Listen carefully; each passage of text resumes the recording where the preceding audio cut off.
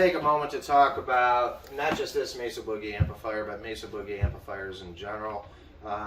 They are somewhat misunderstood. I've talked to way too many people who have decided that they maybe don't like the sound of a Mesa Boogie amplifier.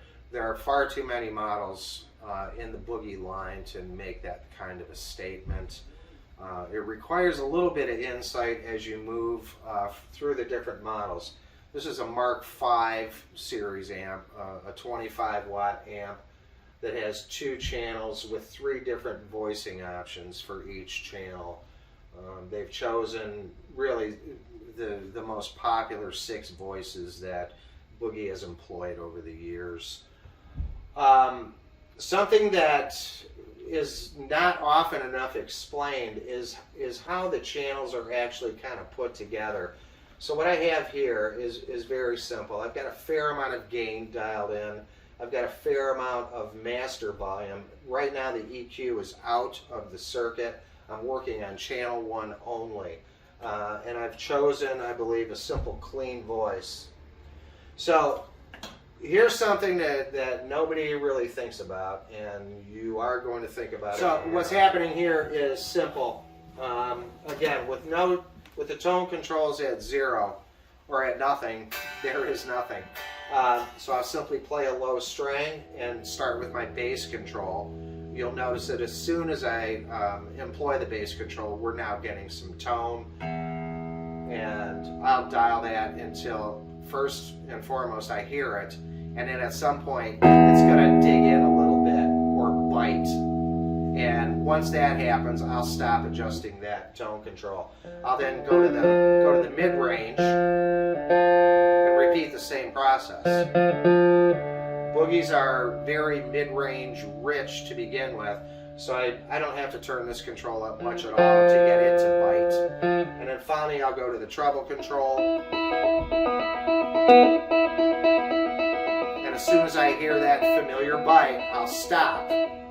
The last thing to consider is the presence control, which is the very upper frequencies. And as soon as that makes its presence felt, no pun intended, then I'm basically done EQing. And what I've done now is allowed the tone of this guitar in particular to be heard correctly. So this is what this guitar sounds like.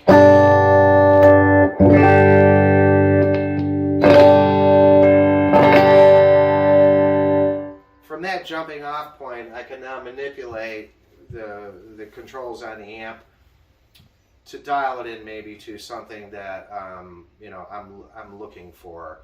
You know, maybe flat ain't where it's at, you know, for everybody. But this is how you're going to dial these things in to begin with. I can't stress the importance of understanding what your guitar actually sounds like before you start to change those things up. So, and this is not exclusive to Mesa Boogie, but this was the first amplifier company that really kind of brought that to my attention and said, you know, you need to stress this thing with potential buyers. I've been a big Boogie fan for a long time myself. It's an extremely helpful process to go through. Every other amp that I've plugged into since, I've done the same thing with, to find out if it's essentially, if those circuits are wired in a similar fashion. Not all amplifiers are like this, and you can tell if you plug into an amp and you turn up the volume with no tone controls and you're getting good strong sound, then that's a different design circuit. So this works really well for a lot of different reasons. Just wanted to touch on that so that people understood that a little bit better.